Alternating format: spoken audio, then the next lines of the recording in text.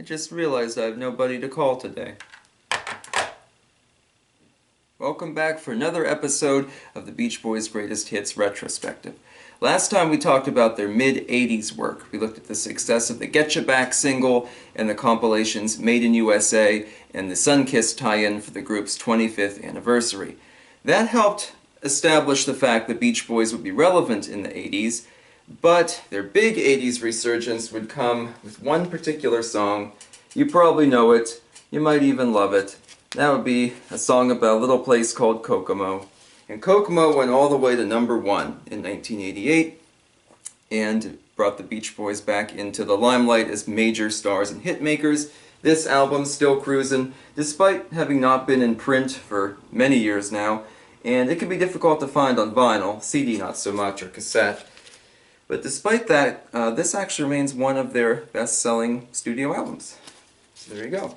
And it seemed like the 90s would be a decade for the group to reinvent and reestablish themselves coming off this massive success. That wasn't the case, and their first big 90s project, the Summer in Paradise album, crashed and burned. I don't necessarily think it had anything to do with the Beach Boys. I think it was more the way it was promoted and the use of an independent distributor and whatnot, or independent label. But Summer in Paradise is often regarded as the group's worst album and one of their lowest in terms of commercial performance. And that proved to be a difficulty for the group. How could they dig themselves out of the hole they'd already dug into by 1992, going from the top to the bottom? There was one ray of hope, though. The success of their anniversary box set, Good Vibrations, 30 Years of the Beach Boys. The first time we see a release that is trying to cover the entire group's history, a big box set release. And here are some of the CDs from that box set. You can see many songs, came with a booklet, all sorts of things like that. It wasn't a huge success, it didn't even chart, but it did go gold, and it did show that people were into the nostalgia that was the Beach Boys. You know, there was still money to be made from this. Keep this orange image in mind. We're going to come back to that later. And that brings us to the subject of today's retrospective video, one that I am very nostalgic for because it was the first Beach Boys album I ever bought and I ever had in my collection, 20 Good Vibrations from 1995 or from 1999, depending on how you look at it. So we'll start with the cassette tape here. Open it up. Show that to you. This is one of those releases with so many awesome songs on it that it basically speaks for itself. These are all major songs we have on the first side here.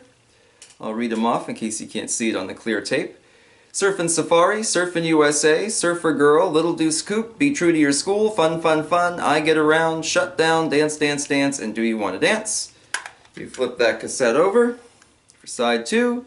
Help Me Rhonda, California Girls, Barbara Ann, Sloop John B, Wouldn't It Be Nice, Good Vibrations, 409, God Only Knows, Catch a Wave, and Kokomo. So quite a few big hits on there. The CD changes this up, and we'll get to that when we talk about the CD. Interestingly, all of the songs are mixed in mono, which is a bit different. And instead of using the popular single versions of Be True to Your School and Help Me Rhonda, this cassette uses the album versions. So Be True to Your School doesn't have the cheerleaders, Help Me Rhonda has a little ukulele part at the beginning, and so on. Kind of different. Let's open up and take a look at the inside. We get a little unfoldable pamphlet here. On one side, you can see kind of an art collage for the group. There's the cover. Paradise Cove photos from their first photo shoot. When I interviewed David Marks and talked to him, we talked a lot about that, and he said how frustrating it was. You can see Little Deuce Coupe on there, Endless Harmony stuff, and if you turn this over, here we have info about each song on there, the album they were on, if they were A or B side of a single, charting position, and so on. Pretty interesting stuff. Kokomo is listed as courtesy of Walt Disney Music. Maybe that had something to do with the Muppets version or something, I don't know. And then we have a little advertisement section at the end. They show off different albums in the Beach Boys catalog that Capitol had claimed to, and list a popular song from each. There are a few weird choices, like Papa Ooh Mau Mau being used for Beach Boys Party, and the Friends one says, "When a man loves a woman," which is also kind of an unusual choice. And I think maybe they meant when a man needs a woman, because when a man loves a woman, that's that Percy Sledge song. The Beach Boys never covered that. I don't know. But pretty interesting. And then at the bottom, an advertisement for that box set I just showed you, including the cassette version. I don't have a cassette version. I've never even seen one in person. I know they're less common than the CD ones are. I really like the CD one. I don't think I'd want it on cassette, so I like having the discs. Back. Tape. There we go. That didn't take as long as it could have.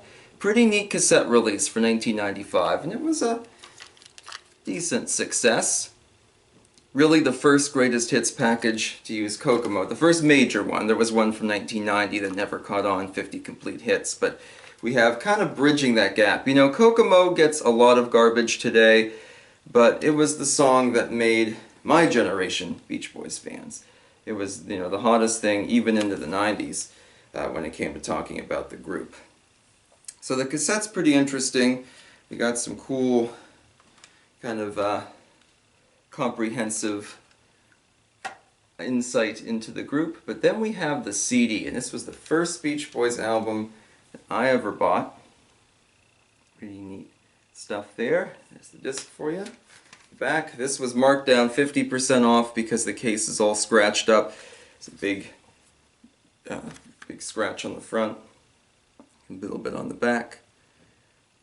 But it was half off. I said, well, I kind of need a Beach Boys CD for my collection. I was a teenager. YouTube was fairly new at the time. And so I thought, when someone said, why don't you pick up a CD of their songs and you can listen to them in your car or something like that. I'm like, well, I guess one won't hurt.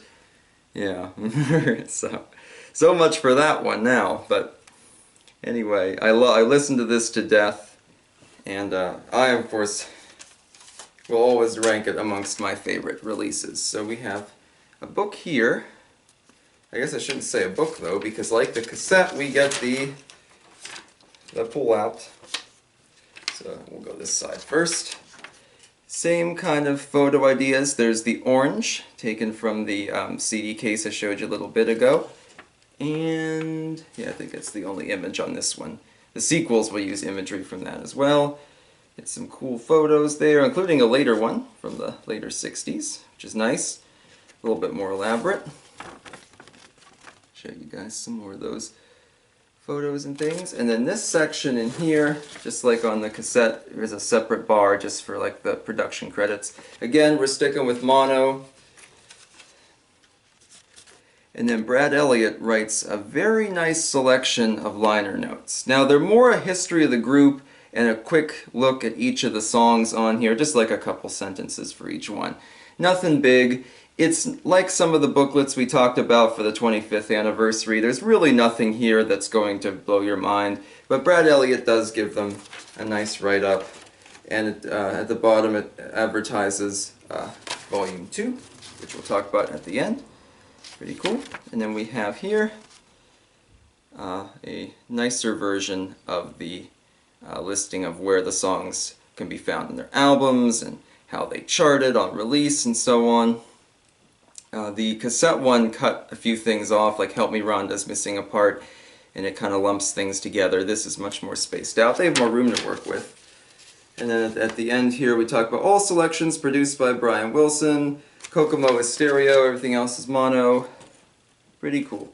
So the big difference between the cassettes and the CDs, though, and the one that I think the CDs do a lot better, is the ordering of the songs. You might remember when we looked back at several of the older releases that Beach Boys hits packages in the US tend to be kind of random scatterings of whatever, or sometimes they're grouped thematically, but very rarely do we have chronological releases. Here's their first hit, here was, you know, the newest in the set, but we finally get, we've come close, but we finally get a de facto chronological release. Some of the songs are moved around. You might remember on that cassette tape, 409 and Catch a Wave are near the end. They are moved up now to be near the beginning. I think this was done because, remember, cassette tapes, you have, like records, you have a very finite amount of space to work with on either side, so you might need to do some juggling around to make sure those sides balance out, and you're using your space most effectively. With a CD, you don't have to worry about this as much. The CDs pressed in 1995 did use the cassette running order, probably just to match, but as a kid of the 90s, I can confirm that the transition from cassette to CD took a long time, and cassettes were the dominant form for many, many years. So that doesn't surprise me too much. And then when, by the late 90s, CDs had taken over, they could redo this the CD way. So all these songs are major charting singles, including all 4 number ones, with one exception.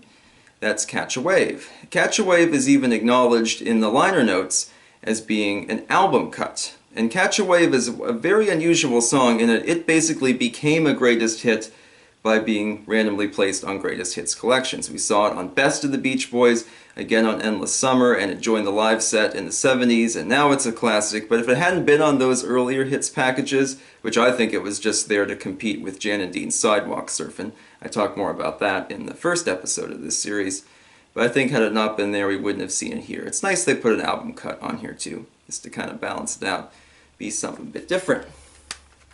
All in all, the mono mixes sound great. I don't think you'd release a mono CD like this today. Most people want stereo, and that's fine.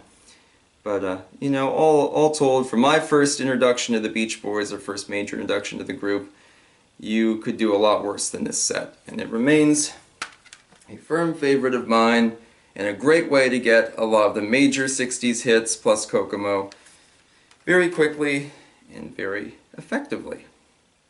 Now, of course, later releases like Sounds of Summer would come, and 50 Big Ones would come through and recover most of this ground. But that's okay. For its time, this was maybe the best one that you could get. So much so, gave us Volume 2. You can see another image from the Greatest Hits box set there, a little heart with wings on it. We'll talk about this in the next episode. Please do comment below with some of your Beach Boys favorite songs or hits packages, and we'll see you again soon. Go out there and catch a wave, which was not a single, it was only released on an album, just so you don't forget that. Thank you.